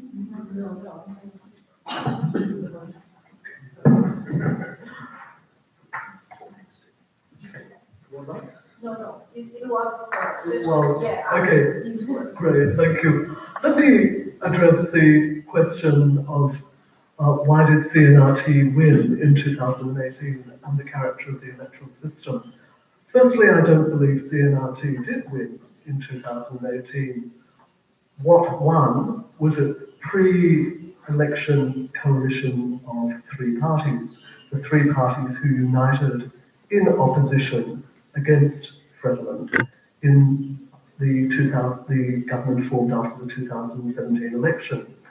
Between them, those three parties are who were CNRT, and indeed, sorry, not three. Yes, so those three parties formed an alliance in opposition, and after the 2018 election, were actually returned with one less seat than they had in the after the 2017 election. Interestingly, when the 34 seats as opposed to 35 were distributed, CNRT was the one party that lost one seat. But it doesn't matter. The alliance got across the line. So technically, the alliance, not CNRT, has won. But since the alliance has broken into its three constituent parties, CNRT holds more seats than any other single party in that three-party alliance making up the government. So they got across the line. But there's another factor now they're contending with, which is, and I'll let Rui talk about this because it's his area of writing, we now have a fascinating system of cohabitation with a Fredland president. And the fun has just begun, is my impression. Well, I think the fun has just begun and it will last for a while. Let me just go back to my youth years in the 60s and early 70s. There was a very popular book called Chairman Mao's Little Red Book. You remember that? It was very influential in the radical youth. There were short sentences from President Mao, and you should read them all and you should know them by heart if you were a real good Marxist-Leninist, Stalinist, Maoist. And I think it would be nice to have Mario Alcatiri's little, not maybe red book, it would be okay. Because in 2001, he said it's the government job to run the government and the president shouldn't interfere. Now, either Luolo is not following Alcatiri's advice, which should be in that book, or he has changed positions, which I think he has done rather frequently. And so the results of the election doesn't mean that the alliance which was formed before the election must endure to the end of legislature. What endures is the number of seats each party has. And we may have different combinations. If this tug of war between Shanana, who has written a letter to Luolo in the same spirit of his famous speech in April or May 2006, very critical of treasury and very ironic, and showing great disagreement, and the threat that he has now made to impeach Luolo on grounds that is preventing the regular functioning of institutions by not allowing information of government, which I think is not grounded in the Constitution. He just can't do it. And even if he could do it, he would need two-thirds majority, and practically would have to give one vote to achieve the two-thirds majority. So that's a fact that's not going to happen for sure. But yes, now what happens is that it's the parties themselves and their seats and the combination of seats. And you know, it's not impossible that one day Kaur Matanruak may find Mario Alcatiri more attractive than Shannon and change your seats. It happens a lot in democracies which have parliaments, even if that's not fully parliamentary, but there is nothing against changing horses in this coalition. So I hope I will be.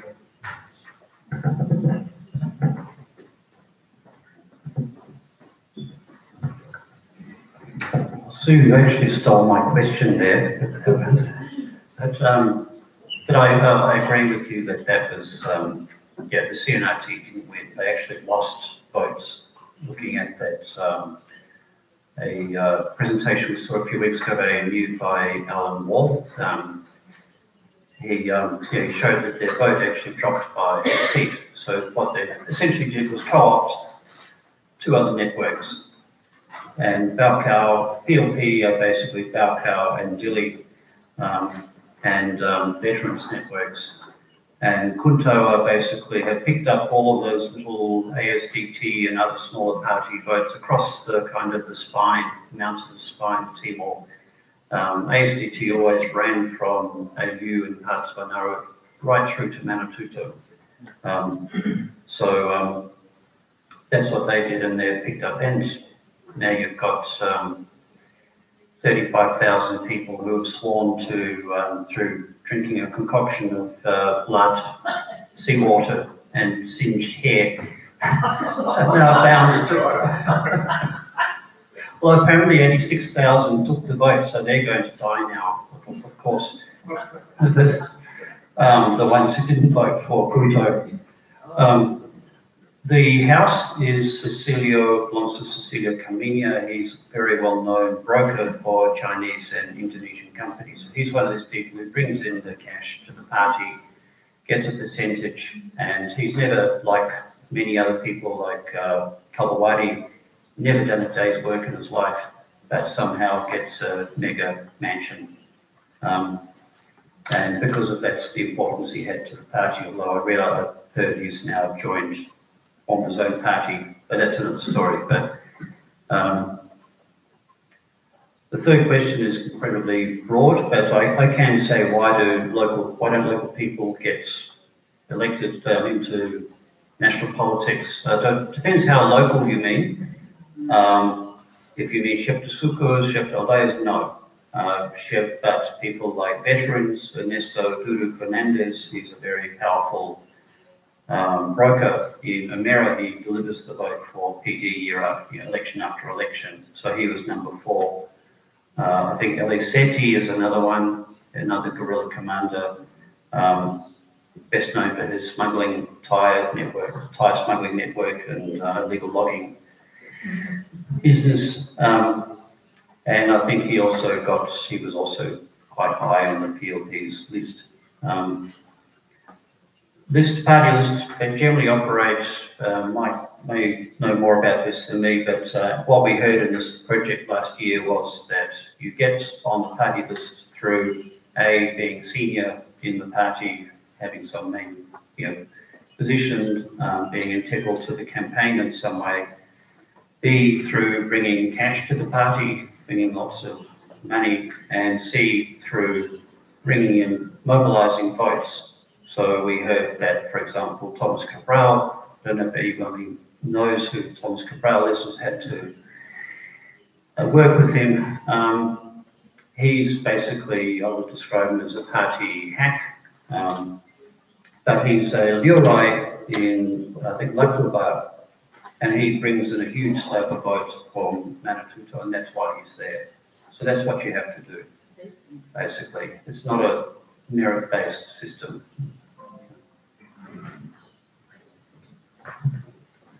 I was just going to add that the pre-election coalition, if you read it, agreement expires in a few days. It was only designed for 30 days after the election. So some people are putting that about as a fraud of the people of East Timor. I don't believe that to be the case.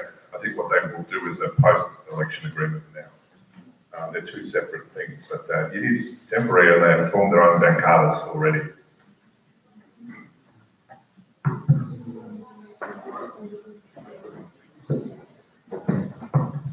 Just a little comment on what James just said. I find that parties, although they benefit, the central structure of the party benefits from the closed list system, they also have an interest in having candidates from all districts to improve their chances. And if you look at the lists, they are not daily-based lists. They are not daily-based lists. They are lists of I'll give you two examples. Underpin now has no representation, but when it had representation, one of them was from Los Palos, and CNRT has always had Los Palos people in parliament, not only in the list, 65 people on, but in their 20 odd seats. They always have people from Los Palos. They have people from most of the districts in order to improve their chances. So they are learning how to work with the system, I think. Vamos ter mais uma rodada de perguntas, então já temos duas, mais alguém? Ela três, talvez consiga quatro.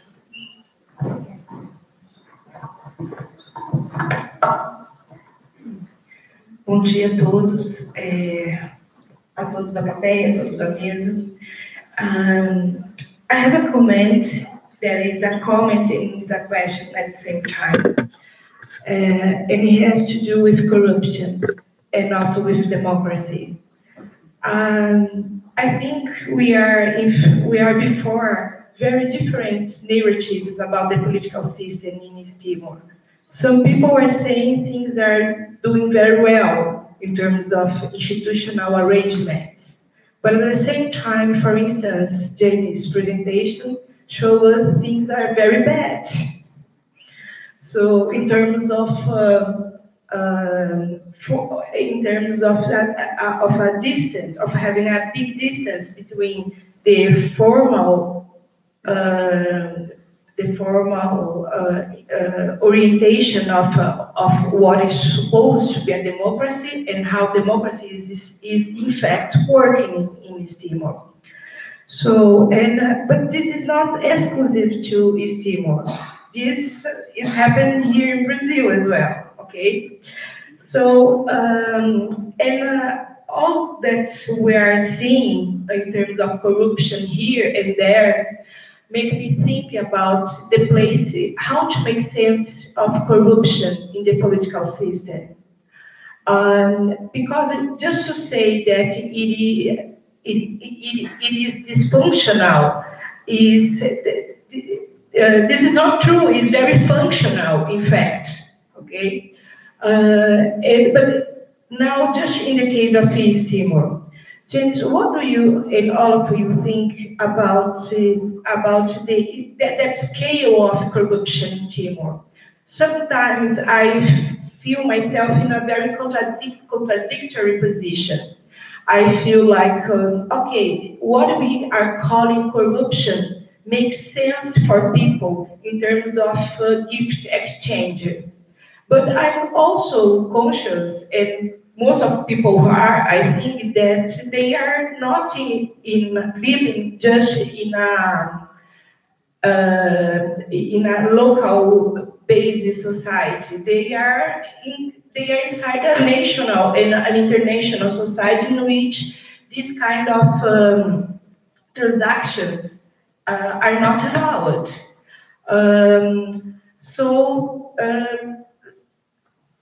What are your intuition about the way people behave and how people feel towards corruption in their political life in East Timor? That's my question.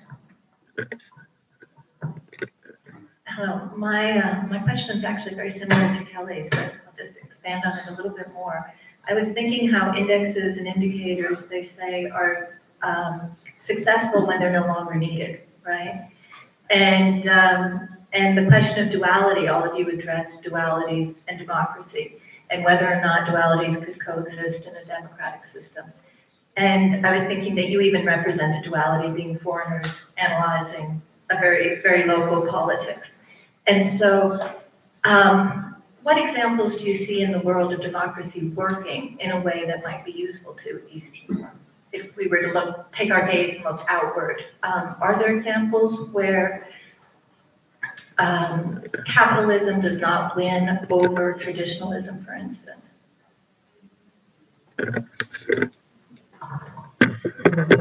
I just had a quick what-why question for Michael. I don't remember the exact data, but one of the last categories was indicated declining importance of going abroad. And you suggested that indicated optimism about Timor, and I was just wondering whether it might also indicate pessimism about the possibilities for immigration with the rise of anti-immigrant politics throughout.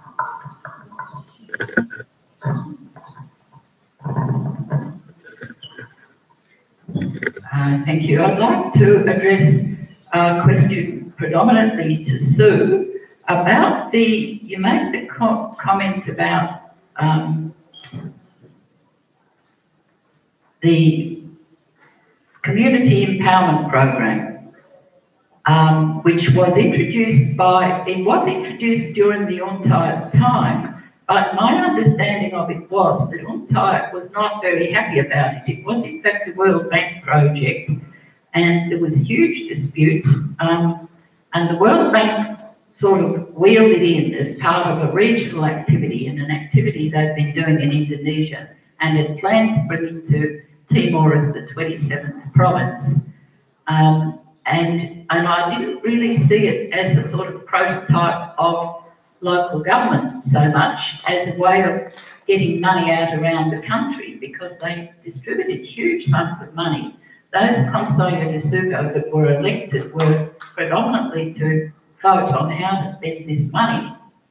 And, and you said it's disappeared, but in reality, it's come back in another form, which is the PNDS, which is the infrastructure project of the Timorese government, which is also being strongly supported by an Australian aid project, which you probably know more about than I do.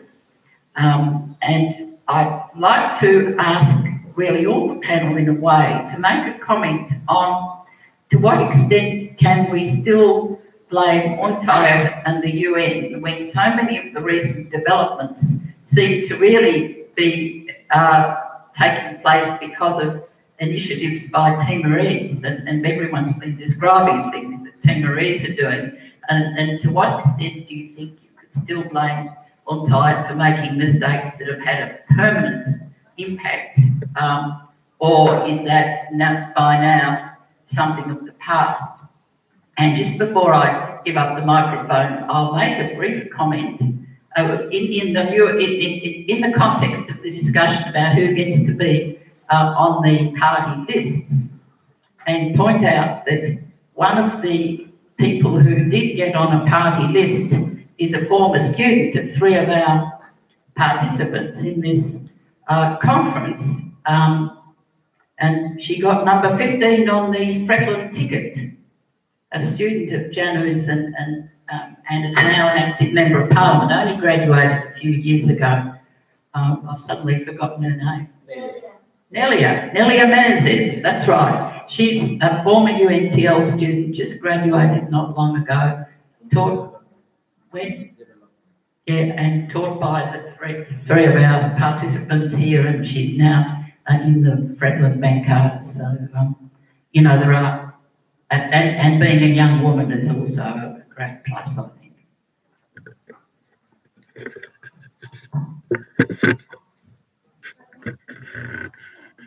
Okay. No, really interesting question, Kelly, and I would say that there's 2 different types of corruption to begin with. So one is the sort of very petty corruption. There is massive pressure on people to come up with money for different things. Like they're expected, if you have a job in the government, anyone with a job is, you know, we've heard of external remittances, there's also internal remittances. So anyone with a job supports a large amount of people. There's requests for motorbikes, for university, school fees, so on. Ceremonial things, especially, you're expected to come up with the money, more the money than other people without a job for these kind of things.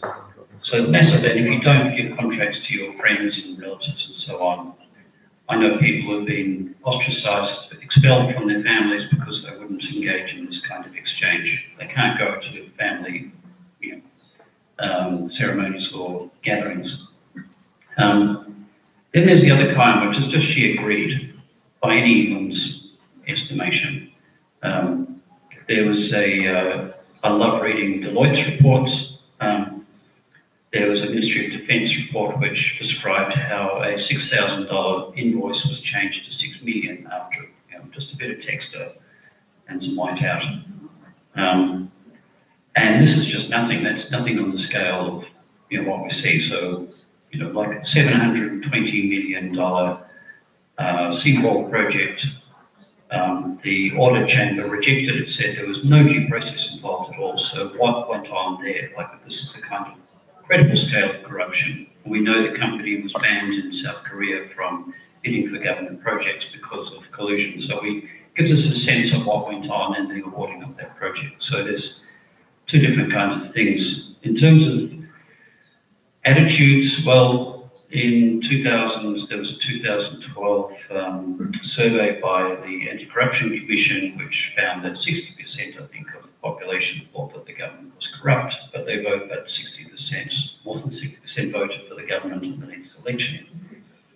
So the paradox is that it's, like in many societies, it's about people getting stuff that you're not. And I went to many campaign meetings in the last election, and we also, the Bellon monitors, we gave them 2 survey forms, and they recorded, amongst many other things, it was fascinating data. Amongst other things, they recorded the promises that people made at the Aldea and Suko level. So PLP, for example, paragons of virtue, promised to get everyone on scholarships. Every household will be given a scholarship. And and whether they qualified or not. But the common thing was all the different pensions. We'll get you on the pension. It's not a transparent process. You've got to be a CNRT or whatever to get on that. We'll get you on that. So there's this perception that other people, that's what a lot of people, most people think that's what corruption is, other people getting stuff. They got a job, it's because they've got contacts. It's not because of, they've got a university degree and you don't. It's all about that. People don't really understand the meritocracy.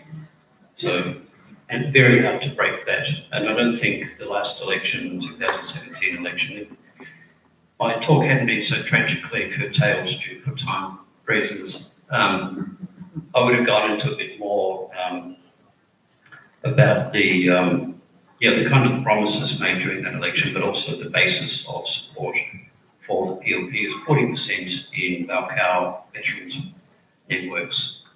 And they've always been pro-CNRT for reasons of purely for patronage, veterans pensions and so on. There's nothing else, it's got nothing to do with anti-corruption. I might just make some very quick comments on the questions. I'm aware of time. I think James is right. There is a certain scale of certain types of corruption that are just well beyond the metaphor of reciprocity.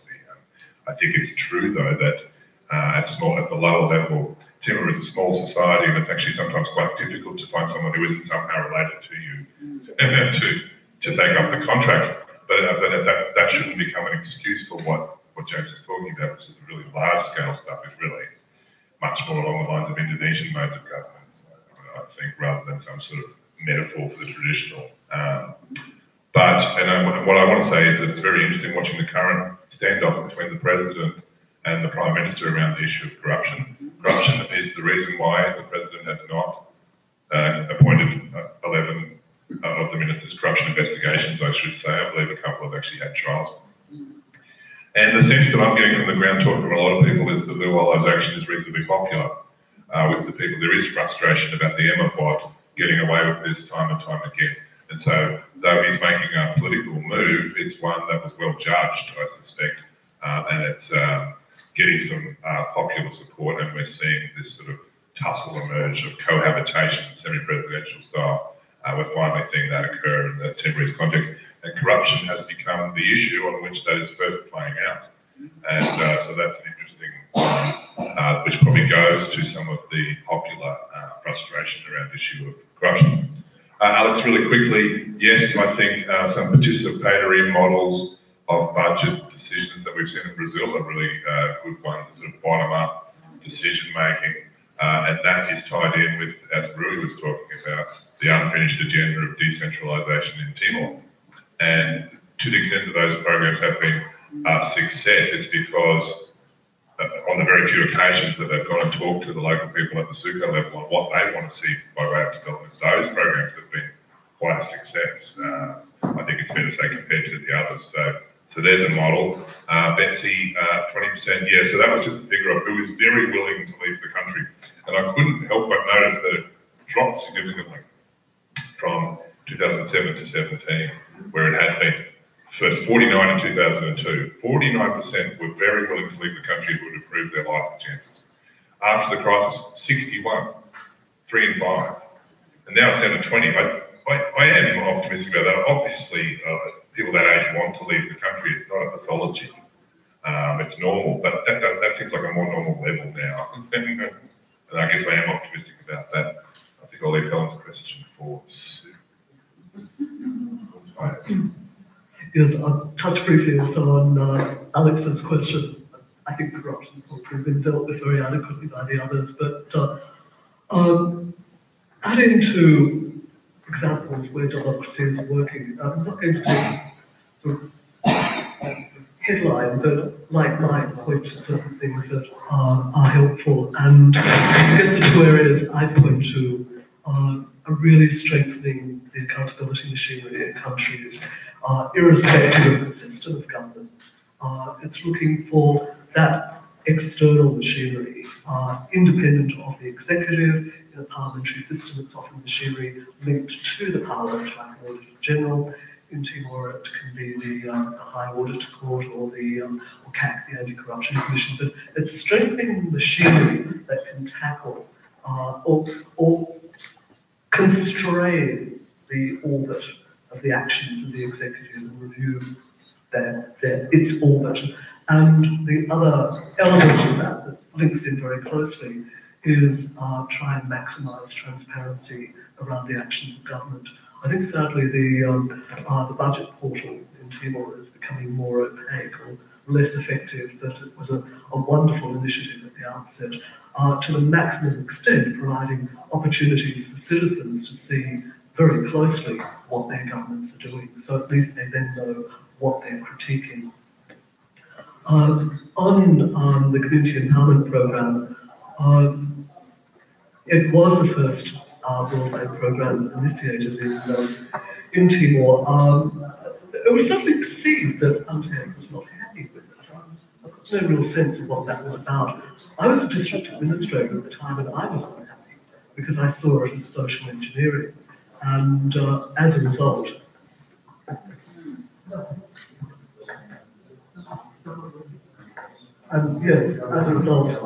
actually persuaded the mission to commission the piece of work that Sophie Espina and Tanya Jorge did, which was really looking at the way that local communities organize their relations and their decision making. So I thought if we're going to try and meddle with local power structures through the distribution of funds, and then we should certainly understand what it was we were interfering with. I was actually fascinated that local communities were working around the needs of the community empowerment program very effectively, at least in my district. In terms of UNTAD's legacies, to the extent that it engaged in institutional design, that design did flow into the Constitution in many respects and has affected the way that the political system operates. But equally over time, a number of practices are emerging that are producing a local modification of the formal institutions.